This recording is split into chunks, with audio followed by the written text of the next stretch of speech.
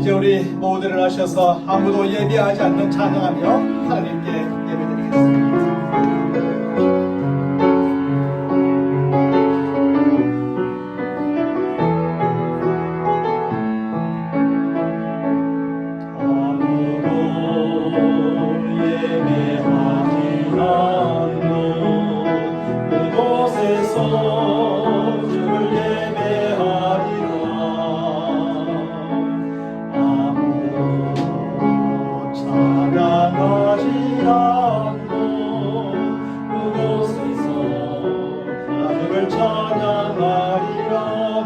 헌신하지 않는 누구도 헌신하지 않는 그곳에서 주께 헌신하리라.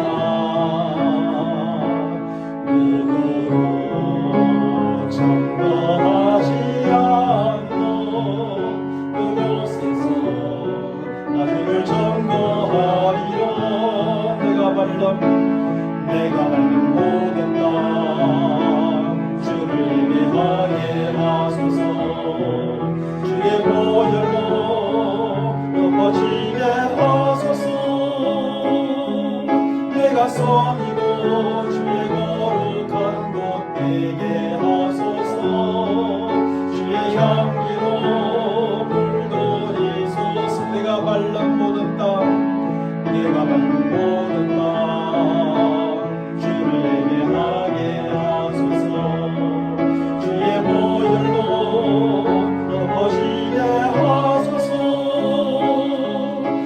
선이고 주의 거룩한 곳 되게 하소서. 주의 향기로 물들이소서. 하나님 아버지, 오늘로 택한 백성들이 하나님을 예배하러 한자리에 모였습니다. 마음을 다하고 뜻을 다하여 살아계신 하나님 아버지를 믿음으로 예배하러 나왔사오니 우리의 모든 부족함과 죄됨을 예수 그리스도의 보혈로 청결하게 하사 우리로 거룩게 하시고 우리가 있는 이곳이 거룩하게 하시며 하나님 앞에 마땅히 드리는 또 하나님께서 기쁘게 받으시는 우리의 예배가 되게 인도하여 주옵소서. 예배를 도와주시고자 하시는 하나님의 모든 은혜로 충만케 하옵시고 또 치유받게 하시고 힘을 얻게 하여 주옵시고 하늘의 지혜로 충만하여 또 한 주간 주님과 함께 승리하며 사는 믿음의 사람들 다 되게 도와주옵소서. 우리 주 예수 그리스도의 이름으로 간절히 기원하옵나이다. 아멘. 전능하사 천지를 만드신 하나님 아버지를 내가 믿사오며 그 외아들 우리 주 예수 그리스도를 믿사오니 이는 성령으로 잉태하사 동정녀 마리아에게 나시고 본디오 빌라도에게 고난을 받으사 십자가에 못 박혀 죽으시고 장사한 지 사흘 만에 죽은 자 가운데서 다시 살아나시며 하늘에 오르사 전능하신 하나님 우편에 앉아 계시다가 저리로서 산 자와 죽은 자를 심판하러 오시리라. 성령을 믿사오며 거룩한 공예와 성도가 서로 교통하는 것과 죄를 사하여 주시는 것과 몸이 다시 사는 것과 영원히 사는 것을 믿사옵나이다. 아멘. 우리 모두 앉으셔서 생명의 찬양 46장 내 손을 주께 높이 듭니다. 찬양합니다.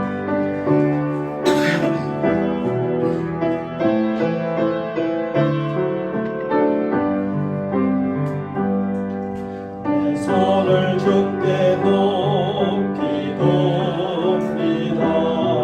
내 찬양 받으실 주님, 내 마음을 주께 활짝 엽니다.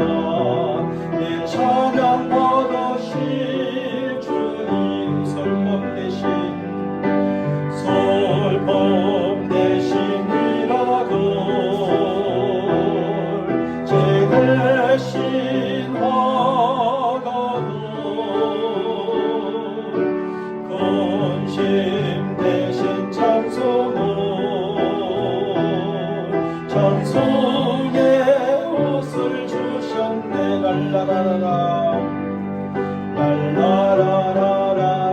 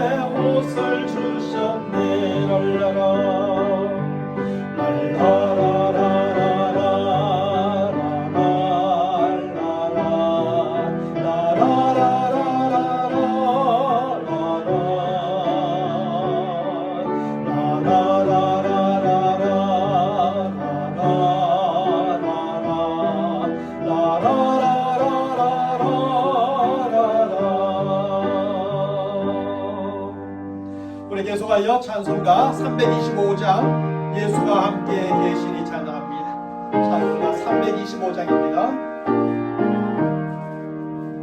예수가 함께 계시니 시험이 오나 겁없네 기쁨의 고난 되시는 예수를 위해 섭시다. 주를 섬기며 언제나 주를 기리고 그 사랑 안에 살면서 딴 길로 가심없시다. 이 세상 사는 동안에 죄는 전파하면서 무한한 복락 주시는 예수를 위해 삽시다. 날마다 주를 섬기며 언제나 주를 기리고 그 사랑 안에 살면서 딴 길로 가심없시다. 이 세상 친구 없어도 예수는 나의 친구니 불의한 일을 버리고 예수를 위해 삽시다. 날마다 주를 섬기며 언제나 주를 기리고 그 사랑 안에 살면서 딴 길로 가심합시다. 주께서 심판하실 때 자네가 칭찬하리니 이러한 상급 받도록 예수를 위해 삽시다. 날마다 주를 섬기며 언제나 주를 기리고 그 사랑 안에 살면서 딴 길로 가심합시다. 오늘 우리가 함께 볼 하나님의 말씀은 창세기 39장 1절로 6절까지 말씀이 되겠습니다. 제가 여러분들에게 봉독해 드립니다. 요셉이 이끌려 애굽에 내려가매 바로의 신하 친위 대장 애굽 사람 보디발이 그를 그리로 데려간 이스마엘 사람의 손에서 요셉을 산이라. 여호와께서 요셉과 함께 하심으로 그가 형통한 자가 되어 그의 주인 애굽 사람의 집에 있으니 그의 주인이 여호와께서 그와 함께 하심을 보며 또 여호와께서 그의 범사에 형통하게 하심을 보았더라. 요셉이 그의 주인에게 은혜를 입어 섬김에 그가 요셉을 가정 총무로 삼고 자기의 소유를 다 그의 손에 위탁하니 그가 요셉에게 자기의 집과 그의 모든 소유물을 주관하게 한 때부터 여호와께서 요셉을 위하여 그 애굽 사람의 집에 복을 내리심으로 여호와의 복이 그의 집과 밭에 있는 모든 소유에 미친지라. 주인이 그의 소유를 다 요셉의 손에 위탁하고 자기가 먹는 음식 외에는 간섭하지 아니하였더라. 요셉은 용모가 뛰어나고 아름다웠더라. 아멘. 한때 유행하였던 유비쿼터스라고 하는 용어가 있습니다. 이 유비쿼터스라고 하는 용어는 IT 분야의 개념으로 처음 사용한 사람이 1988년 미국 제록토사의 마크 와이저라고 하는 박사였습니다. 마크 와이저 박사는 컴퓨터를 통해 서로 다른 지역에 흩어져 살아가는 사람들이 언제 어디서나 서로 연결할 수 있도록 만들어주는 네트워크의 환경을 유비쿼터스라고 정의하였던 겁니다. 그러면서 그는 바로 이런 과학기술의 혜택과 편리함이 언제 어디서나 제공되어지는 시대가 곧 올 것이라고 1988년도에 이미 예견하였습니다. 그런데 무려 34년 전 마크 와이저 박사가 예견하였던 대로 오늘날 그 과학기술의 혜택과 편리함이 우리들의 일반 생활까지 적용되어 유비쿼터스의 세상이 점점 열려지고 있습니다. 다시 말하면 과학기술의 발달로 우리는 생활의 모든 시스템이 언제나 어디서나 연결할 수 있게 되었다는 말입니다. 그리고 그 연결을 통해서 우리는 생활의 모든 시스템을 통제할 수 있고 사용할 수 있게 되어져 가고 있는 것입니다. 예를 들면 오늘날 우리는 항상 들고 다니는 하나의 저 휴대폰을 가지고 언제 어디서나 우리 집안에 있는 모든 것들과 연결하여 그것을 조절하고 통제할 수 있게 되어져 갑니다. 앞으로는 백화점이나 상점에서 물건을 산 후에 따로 계산할 필요도 없이 그냥 들고 나오기만 해도 자동으로 결제가 이루어지는 그런 시스템으로 사회가 만들어져 가고 있습니다. 잃어버린 강아지를 찾기 위해서 이리 뛰고 저리 뛰어다니거나 파출소에 가서 신고도 할 필요가 없는 세상이 되어갑니다. 강아지에게 칩을 심어두고 컴퓨터에 등록해 두기만 하면 컴퓨터가 알아서 그 강아지를 다 찾아주는 세상이 되어가기 때문인 거죠. 물론 그렇다 하여 과학기술의 혜택과 편리함이 제공해주는 유비쿼터스의 세상이 완전하고 완벽한 세상이 된다는 의미는 결코 아닙니다. 유비쿼터스 세상이 분명 사람들에게 여러 가지 혜택과 편리함을 제공해 줄 수는 있는 것이지만 아주 중요한 것을 또한 잃어버리게 만들기도 하는 것입니다. 가장 대표적인 것이 무엇일까요?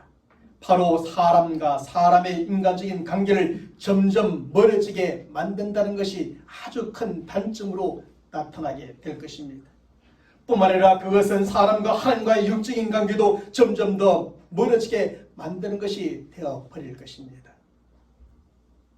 왜냐하면 사람과 사람의 관계, 사람과 하나님과의 관계는 만남으로 이루어지는 것인데 유비쿼터스의 세상은 만나지 않고 연결되는 세상이기 때문인 겁니다. 그러다 보니까 만남을 통해서 이루어져야 될 사람들의 모든 인간적인 관계는 점점 멀어지게 되고 사람과 하나님과의 영적인 관계도 점점 멀어질 수밖에 없는 세상이 되어버리는 것이죠. 바로 이것이 과학기술의 발달로 활짝 열려지게 될 세상, 곧 유비쿼터스의 세상의 한계인 것입니다. 사람이 만드는 것이 다 그런 것 같습니다. 어떤 것을 발견하고 발명하였을 때 다 좋을 것 같은데 그렇지만은 않더라는 것입니다. 일부분에 참 좋으면 그 이면에는 반드시 좋지 않은 면이 꼭 따라오는 것입니다. 사랑하는 성도 여러분, 사실 유비쿼터스라는 용어는 본래 신학적인 용어였습니다. 그것은 본래 하나님의 편재성을 나타내는 라틴어로서 하나님은 언제 어디서나 존재하신다는 뜻을 가진 용어였습니다. 실제로 성경은 시편 139편 7절로부터 10절의 말씀에서 하나님의 이러한 편재성에 대해서 잘 가르치고 저주고 있습니다. 그 말씀에 보면 내가 주의 신을 떠나 어디로 가며 주의 앞에서 어디로 피하리이까? 내가 하늘에 올라갈지라도 거기 계시며 음부에 내 자리를 펼지라도 거기 계시니이다. 내가 새벽 날개를 치며 바다 끝에 가서 거할지라도 곧 거기에서도 주의 손이 나를 인도하시며 주의 오른손이 나를 붙드시리이다.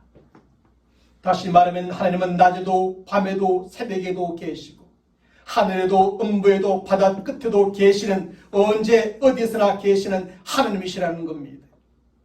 그리고 언제 어디서나 계시는 하나님은 하나님의 택한 백성들을 결코 떠나지 아니하시고 저들과 항상 함께 계신다는 것입니다. 그리고 하나님의 택한 백성들과 항상 함께 하시는 하나님은 언제 어디서나 저들을 인도해 주시고 저들을 붙들어 주신다는 것입니다. 이것이 바로 하나님의 편재성, 유비쿼터스입니다. 사랑하는 성도 여러분, 그러면 하나님에게는 어떻게 이런 현상이 가능할까요? 왜냐하면 하나님은 시간과 공간을 초월하여 계신 분으로서 시간과 공간의 제한을 받지 않으시는 분이시기 때문이지요. 그래서 하루이든 천년이든 시간의 제한을 받지 않으시는 하나님은 언제나 계실 수 있는 분이신 겁니다. 한국이든 영국이든 공간의 제한을 받지 않으시는 하나님은 어디서나 계실 수 있는 하나님이신 것이지요. 따라서 시간과 공간의 제한을 받는 사람이 하나님을 피하여서 아무리 멀리 도망친다 할지라도 결코 도망칠 수 없고 하나님의 손안에서 벗어날 수가 없는 것입니다. 왜냐하면 시간과 공간의 제한을 받지 않으시는 하나님께서 사람이 도망치는 바로 그곳에서 여전히 계실 것이기 때문입니다. 시간적으로든 공간적으로든 언제든지 어디서든지 하나님은 계시기 때문에 사람이 언제 어디로 피하든지 그리고 어디로 피하든지 하나님은 그곳에 계심으로 사람이 하나님에게서 도망칠 수 없습니다. 성경에 보면 하나님을 피하여 멀리 도망쳤던 대표적인 선지자가 나옵니다. 그는 바로 우리가 너무나 잘 알고 있는 요나 선지자이시죠. 요나 선지자는 하나님의 얼굴을 피하여 멀리 도망가려고 일어나서 욥바로 내려가게 됩니다. 그리고 여호와의 얼굴을 피하여 다시 한번 다시스로 가는 배에 올랐고 배에 미청 깊숙한 곳에 내려가 숨어 있었습니다. 하지만 하나님은 바로 그곳 욥바에도 계셨고 다시스로 가는 배 밑점 가장 깊숙한 곳에도 계셨습니다.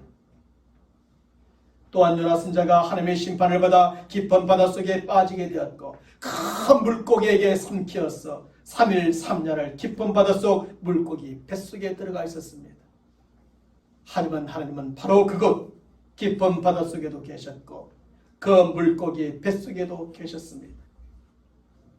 요나 선지자는 하나님을 피하여 더 멀리 더 깊이 도망쳐 보았지만 하나님을 피할 수 없었고 하나님의 손에서 벗어날 수 없었습니다. 사랑하는 성도 여러분, 이 세상 그 누구라도 하나님을 피하여 도망칠 수 없고 하나님의 손에서 벗어날 수 없습니다. 왜냐하면 하나님은 언제 어디서나 계시는 편지하시는 하나님 유비쿼터스의 하나님이시기 때문이지요. 그러므로 우리는 결코 피하여 도망칠 수 없는 하나님을 피하여 도망치려 하거나 하나님의 손에서 벗어나려고 몸부림칠 필요가 없습니다. 우리는 오히려 하나님 앞에서 살아가려 몸부림치고 하나님의 손 안에서 거하며 살아가기 위해서 최선을 다하며 살아가는 우리 성도들이 되어야 합니다. 그리할 때 우리는 언제 어디서나 우리와 함께 하시는 하나님을 느끼며 체험하며 살아가게 될 겁니다. 언제 어디서나 우리와 함께 하시며 최상의 길로 인도해 주시고 우리를 붙들으시는 하나님의 능력을 체험하며 살아가는 하나님의 사람들이 될 줄로 믿습니다. 사실 과학기술의 발달로 열려지는 유비쿼터스의 세상이 우리에게 주는 혜택과 편리함은 참으로 많을 것입니다. 그러므로 우리가 유비쿼터스 세상에 주는 그 혜택과 편리함을 일부러 거부할 필요는 없겠지요. 하지만 그것이 우리에게 주는 혜택과 편리함은 항상 제한적일 수밖에 없고 한계가 있을 수밖에 없는 것입니다. 왜냐하면 그 세상도 결국에는 제한과 한계를 가진 사람에 의해서 개발되어지고 열려지는 세상이기 때문입니다. 그것을 만든 사람이 한계와 제한을 갖고 있으니 만들어진 그것 또한 한계와 제한을 가질 수밖에 없는 것입니다. 하지만 유비쿼터스 하나님 안에서 살아가는 사람의 삶에는 그 어떤 제한도 한계도 없을 것입니다. 왜냐하면 하나님은 언제 어디서나 사람의 제한과 한계를 뛰어넘어 역사하시는 전능하신 하나님이시기 때문이죠. 그러므로 우리가 언제 어디서나 함께 하시는 유비쿼터스의 하나님, 전능하신 하나님과 함께할 때 하나님의 능력으로 모든 것이 가능한 삶을 살아가는 하나님의 사람들이 될 줄로 믿습니다. 사랑하는 여러분, 정말 믿음의 사람들은 한결같이 이렇게 살아왔습니다. 에녹도 노아도 아브라함도 모세도 여호수아도 언제 어디서나 함께 하시는 하나님과 동행하는 삶을 살았고 어디를 가든지 무엇을 하든지 그분의 능력으로 승리하는 삶을 살았던 것입니다.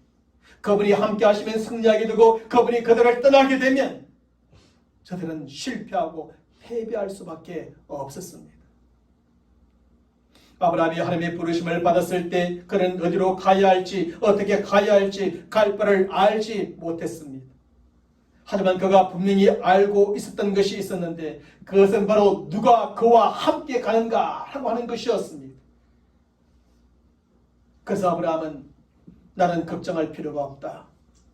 나를 보내신 그분이 내게 지시해 줄 것이므로 나는 그분이 원하는 곳이면 어디든지 간다. 그분이 그곳에 나와 함께 가시는 것을 알기 때문에 라고 하며 하나님의 부르심에 순종하며 나아갔던 겁니다. 아브라함은 자기가 지금 어디로 가야 할지 어떻게 가야 할지 몰랐지만 딱 한 가지 알고 있었던가.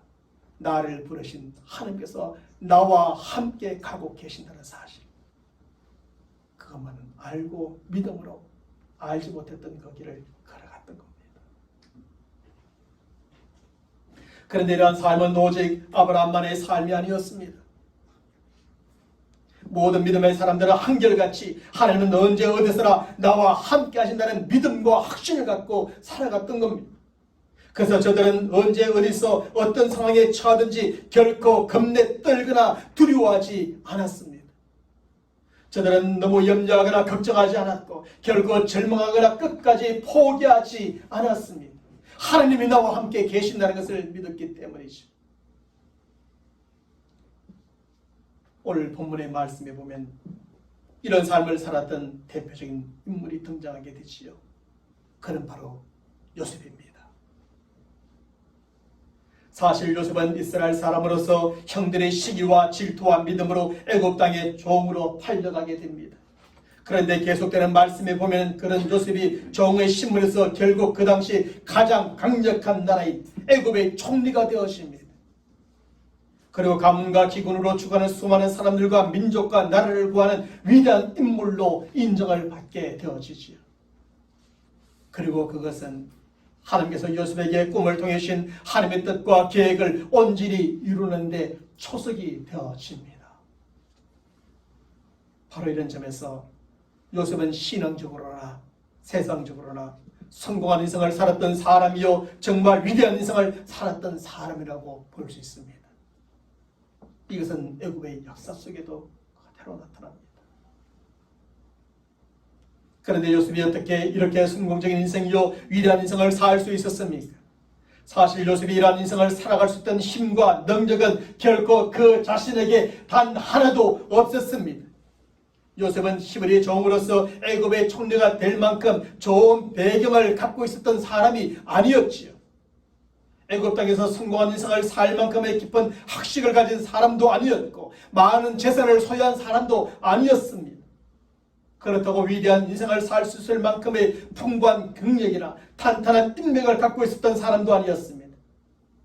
그는 겨우 17세의 소년으로 애굽의 종으로 팔려갔으니 그에게는 배경도 없었고 학식도 없었고 재산도 없었고 경력도 없었고 넓은 인맥도 없었습니다. 그럼에도 불구하고 요셉은 애굽의 총리가 되었고 성공한 인생이요 위대한 인생을 살게 되었습니다. 그것이 어떻게 가능했습니까? 성경은 요셉이 그런 인생을 살게 되었던 그 비결에 대하여 아주 분명하게 오늘 본문의 말씀에서 창세기 39장의 말씀에서 잘 가르쳐 주고 있습니다. 먼저 성경은 오늘 본문 2절의 말씀에서 여호와께서 요셉과 함께 하심으로 라고 말해줍니다. 여호와께서 요셉과 함께 하심으로. 3절의 말씀에서는 그 주인이 여호와께서 그와 함께 하심을 보며 라고 또한 밝혀주고 있습니다. 그 주인이 보디발이 하나님께서 요셉과 함께 하다는 것을 보았다는 겁니다. 그리고 창세기 39장 21절의 말씀에서는 여호와께서 요셉과 함께 하시고 라고 말하며 23절의 말씀에서도 여호와께서 요셉과 함께 하심이라고 밝혀주고 있습니다. 여기서 성경은 무엇을 강조해주고 있습니까? 요셉의 인생 가운데 하나님께서 그와 함께 하셨다는 것, 여호와께서 요셉과 함께 하셨다는 것을 반복적으로 강조해주면서 결국 하나님께서 요셉과 함께 하심으로 말미암아 그 모든 것이 가능했다는 사실을 증명해주고 있는 것입니다. 요셉은 애굽의 총리가 될 만큼의 위대한 인물이요 위대한 인생을 살 만큼의 모든 준비를 갖춘 사람이 아니었습니다. 17세의 소년으로 모든 부분에서 부족했죠. 너무나 부족한 것이 많았고 없는 것이 많았지. 그럼에도 불구하고 하나님께서 그와 함께 해주셨고 함께 하시는 하나님으로 말미암아 그는 이런 인생을 살게 되었다는 것을 성경은 분명하게 제시해 주고 있습니다. 그래서 영국의 위대한 목사요 계획자인 찰스 스펄전은 이렇게 말합니다. 하나님께서는 자녀들을 불 속에 던질 때 반드시 자기도 그 불 속에 들어가 함께 그러신다고 말합니다. 하나님께서 우리를 어떤 어려움과 문제와 힘듦과 고난의 상황에 던지면 우리만 던져버리고 말지 않습니다. 하나님도 반드시 우리의 힘듦과 어려움과 문제와 고난의 상황에 함께 들어와 계시며 함께 주신다는 겁니다. 참으로 그렇습니다. 스펄전의 말처럼 하나님은 그 어떤 상황 속에서도 하나님의 택한 백성들과 항상 함께 해 주십니다. 하나님께서는 요셉의 형들의 시기와 질투와 미움에 의해 애굽으로 팔려갔을 때 그만 홀로 내려보내지 않으셨습니다. 스펄전의 말대로 하나님께서는 요셉과 함께 애굽으로 내려가셨던 겁니다. 부모님의 사랑을 독차지하던 요셉, 그가 아직 어린 나이에 애굽으로 팔려갔을 때 하나님께서도 요셉과 함께 애굽으로 내려가 주신 겁니다. 그리고 그곳에서 그와 함께 해주셨죠. 또 하나님께서 요셉이 어린 나이에 사랑하는 부모님을 떠나 애굽에 살아갈 때 그만 홀로 살아가게 두지 않으셨습니다. 스펄전의 말대로 하나님께서는 요셉과 함께 애굽으로 내려가 그와 함께 살아주셨습니다. 요셉이 언어가 잘 통하지 않는 곳, 문화가 아주 다른 곳, 아는 사람이로는 한 사람도 없는 애굽에서 살아갈 때 하나님께서도 요셉과 함께 애굽에서 살아가 주신 겁니다. 그리고 요셉은 언제 어디서나 그와 함께 하시는 하나님으로 말미암아 애굽에서 종으로 살 수 있었고 외로움도 이기며 살 수 있었던 겁니다. 그와 함께 하시는 하나님으로 말미암아 여자의 유혹도 이길 수 있었고 고난도 이길 수 있었던 것입니다. 그와 함께 하시는 하나님으로 말미암아 꿈을 해석하는 지혜를 얻을 수 있었고 애굽의 가뭄의 문제를 예견하고 대처하는 지혜도 얻을 수 있었던 겁니다.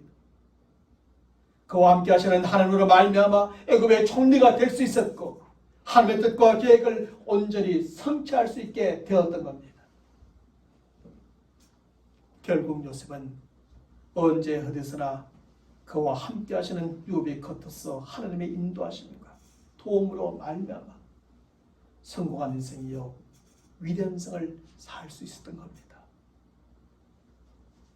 그 어디에서도 요셉이 이런 인생을 살 수 있었다는 근거는 다른 것으로 찾아볼 수가 없습니다. 오직 하나님께서 그와 함께 하셨다는 것, 그 한 가지입니다. 사랑하는 성도 여러분, 하나님은 언제 어디서나 우리와 함께 해주시는 유비쿼터스 하나님이십니다. 우리가 그 어떤 형편과 상황 속에 처했을지라도 항상 우리와 함께 해주시는 하나님이십니다.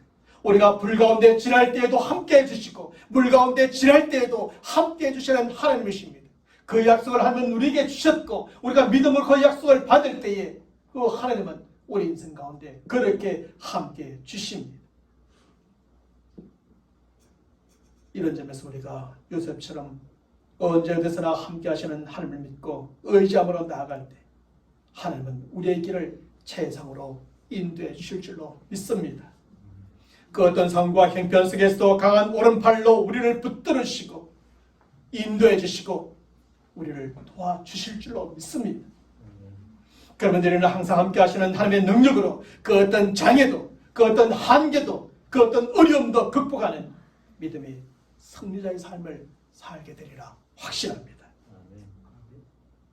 그래서 페이렛 구스는 말하기를 하나님과 함께하면 철벽도 거미줄이 되고 하나님이 함께하지 않으면 거미줄도 철벽과 같이 된다고 말했습니다.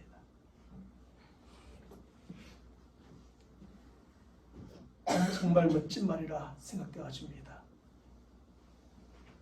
하나님과 함께하면 철벽도 거미줄이 되어집니다.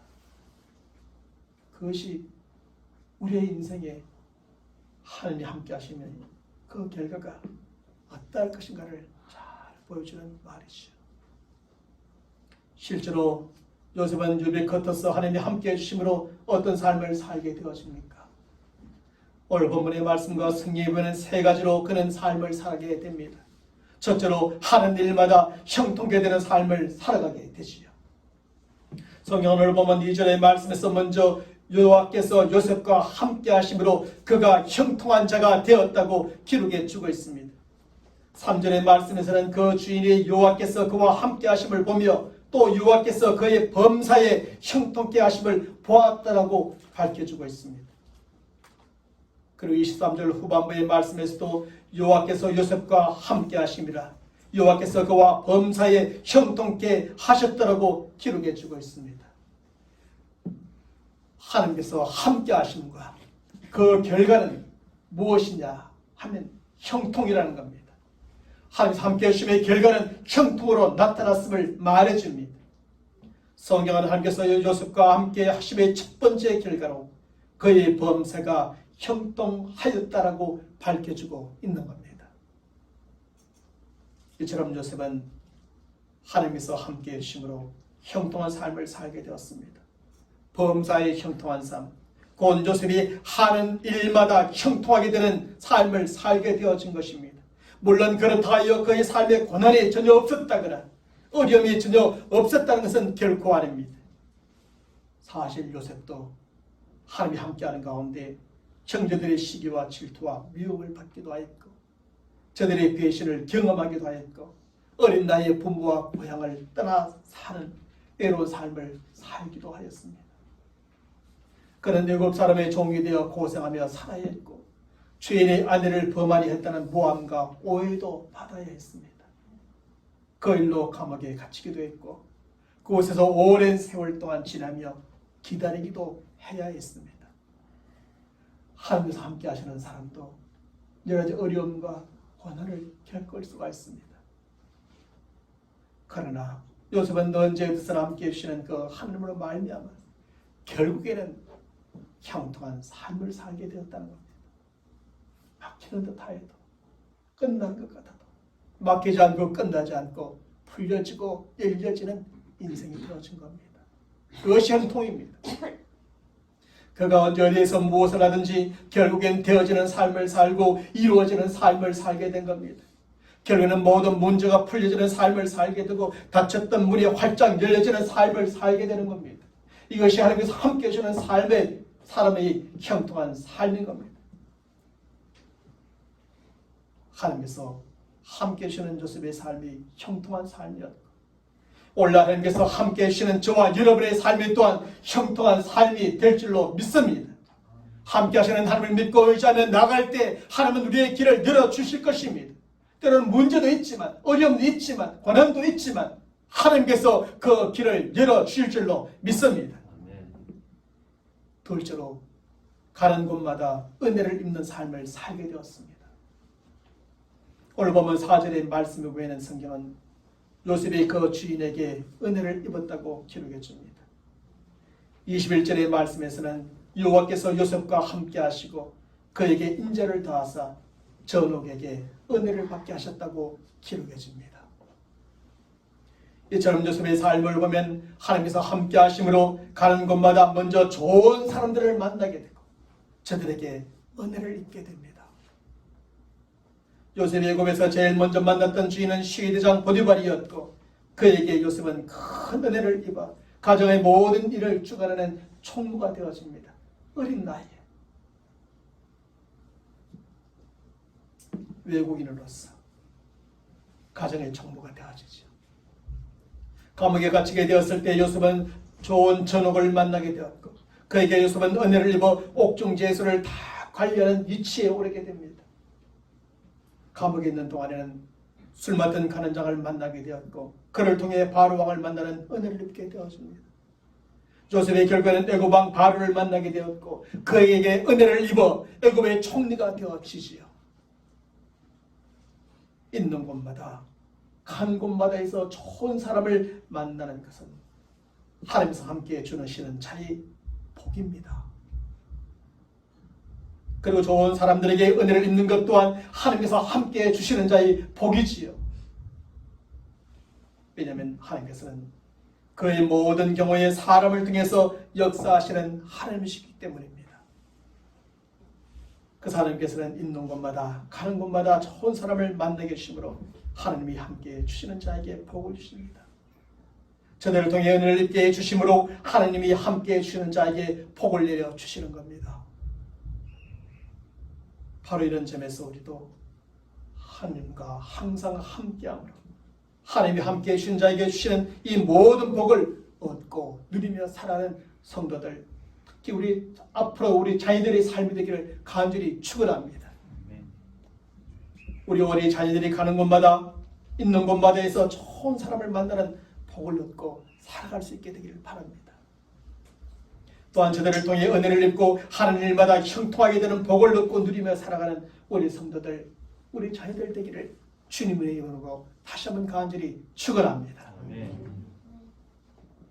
셋째로 축복의 통로가 되어지는 삶을 살게 되었습니다. 성경 오늘 본문 5절의 말씀에서 이렇게 기록해 줍니다. 그가 요셉에게 자기 집과 그 모든 소유물을 주관하게 한 때부터 여호와께서 요셉을 위하여 그 애굽 사람의 집에 복을 내리심으로 여호와의 복이 그의 집과 밭에 있는 모든 소유에 미친지라. 이 성경은 하나님께서 누구를 위해 복을 주었다고 말합니까? 보디발을 위해서, 보디발의 가족을 위해서, 그 집안의 모든 재물과 가축을 위해서가 아닙니다. 요셉을 위해서가 말합니다. 요셉을 위해, 요셉 때문에, 요셉을 통해서 애굽 사람의 집에 복을 내리셨다는 말씀입니다. 따라서 이것은 요셉이 애굽 사람의 집과 밭과 모든 소유의 축복의 통로가 되어졌다는 뜻이지요. 결국 요셉이 있었기 때문에 보디발의 집은 모든 소유는 복을 받게 된 겁니다. 그런데 오늘 본문 이후에 계속되는 말씀에 보면 요셉 때문에 애굽 사람의 집에만 복의 통로가 되어지고 복이 내려졌던 것이 아니었습니다. 요셉의 감옥에 갇혀 있을 때에는 전옥과 다른 많은 죄수들에게 요셉은 복의 통로가 되어집니다. 그리고 요셉은 바로 왕의 모든 술을 간정하는 술 맡은 간원장에게도 축복의 통로가 되어집니다. 그런데 요셉이 애굽의 총리가 되었을 때는 애굽 왕과 애굽 사람과 다른 모든 민족들에게 그 복의 통로가 되어집니다. 그래서 저 가뭄으로부터 죽음으로부터 모든 나라와 민족을 살려주게 되죠. 사랑하는 성도 여러분, 하나님께서는 아브라함에게 너와 너의 후손들이 복의 통로가 되리라고 약속해 주셨습니다. 그리고 지난날 아브라함이 많은 사람들에게 복의 통로가 되었던 것처럼 이제 요셉이 수많은 사람들에게 복의 통로가 되고 있는 겁니다. 사실 하나님께서 그동안 요셉에게 하는 일마다 형통하게 하시고 가는 곳마다 좋은 사람을 만나 은혜를 입게 하셨던 목적이 바로 여기에 있었던 겁니다. 요셉이 형통한 자가 되고 은혜를 입게 하셨던 것은 그만 잘 먹고 잘 살도록 하기 위한 것이 아니라 그가 많은 사람들에게 복의 통로가 되도록 하기 위함이었던 겁니다.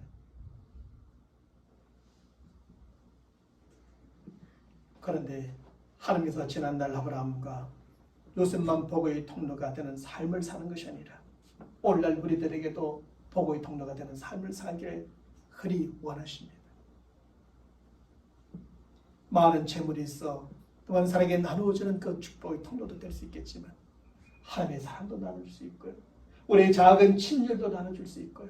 작은 관심도 나눠줄 수 있고요. 얼마든지 많은 사람들에게 복의 통로로 나누어줄 것이 있는 겁니다. 그러므로 우리는 하나님과 항상 함께하는 삶을 살아가고 그것을 형통한 복을 얻고 누리며 살아가는 성도들이 먼저 되어야 합니다. 또한 우리는 가는 곳마다 좋은 사람을 만나고 은혜를 입는 복을 얻고 누리며 살아가는 성도들이 먼저 되어야 합니다. 요셉처럼. 그리고 우리는 그 복을 우리만 얻고 누릴 뿐 아니라 다른 많은 사람들과 함께 나누는 축복의 통로로 살아가는 저와 여러분 모든 성도들이 되어야 할 줄로 믿습니다. 하나님이 왜 우리에게 이 모든 은혜와 복을 주실까요? 그것은 나누어 주라는 뜻입니다. 무엇이든지 나눌 수 있는 것이라면 나누어 주라는 겁니다. 남편과 아내는 나눠줄 수 없지만 우리 관심과 사랑과 친절 나눠줄 수 있는 겁니다. 사랑하는 여러분, 참으로 재미있는 것은 사람들은 가진 것을 나누어 주면 없어지거나 줄어든다고 생각하는데 하나님은 그렇게 말씀하지 않습니다. 우리가 쓰고 빌려주면 더 풍성해진다고, 나누어주면 나누어줄수록 더 많아진다고 그렇게 가르쳐줍니다. 요셉은 그가 얻은 형통과 은혜와 복을 수많은 사람들에게 나누어 주었지만 그에게는 모든 것이 점점 더해져만 갔습니다. 사실 요셉이라는 이름이 하나님께서 더하여 주신다라는 뜻을 가진 이름입니다. 그런데 그 이름의 뜻대로 요셉의 삶을 보면 그는 점점 더하여지는 삶을 끊임없이 살아가게 됩니다.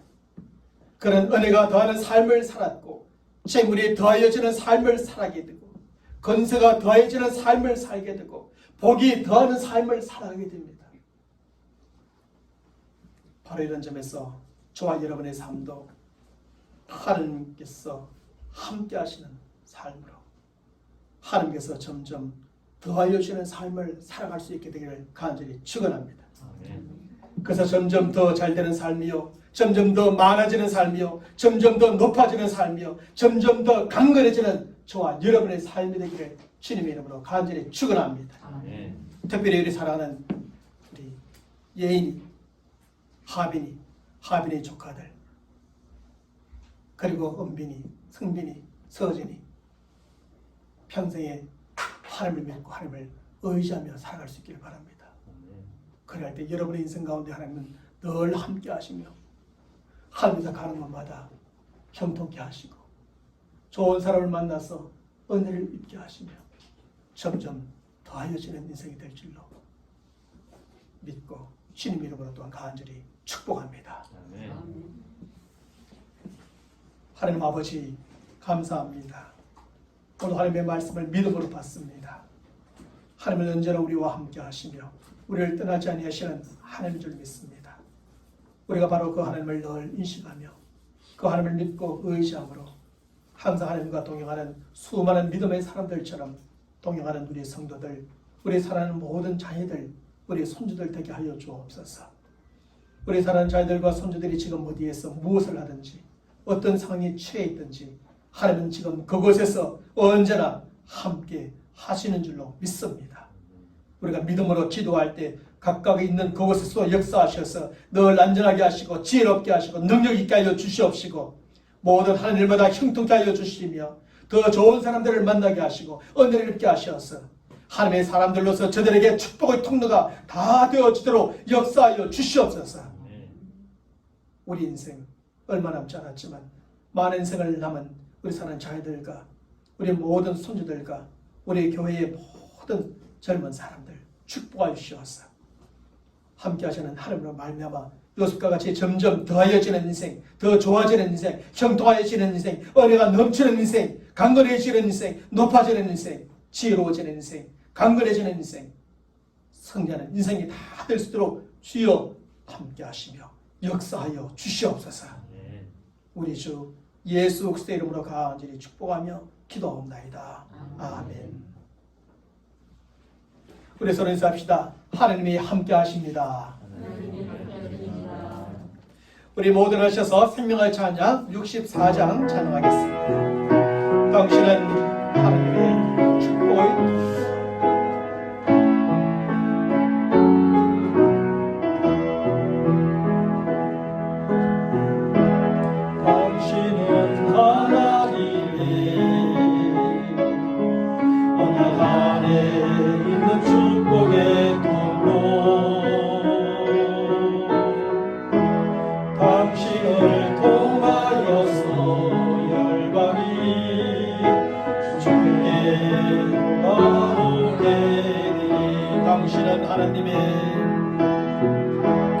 당신은 하나님의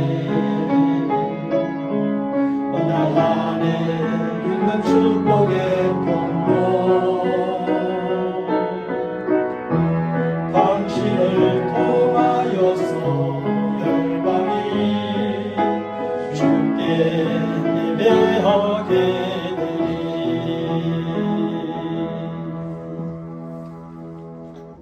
지금은 우리 주 예수 그리스도의 은혜와 하나님 아버지의 한량없는 사랑하심과 오늘 우리 안에 계시면서 하나님의 말씀을 잘 이해하고 받으며 또 그 말씀에 순종하며 살 수 있도록 도우시는 성령의 역사하심이 하나님의 함께하심을 믿고 의지함으로 말미암아 그 모든 풍성한 결실을 얻었던 요셉처럼 그렇게 살아가기로 다짐하는 모든 믿음의 사람들 머리 위에 우리 사랑하는 자녀들과 손주들 가운데 또 한 주간 시작되어지는 삶의 모든 여정 가운데 지금부터 영원토록 함께 있을지어다. 아멘.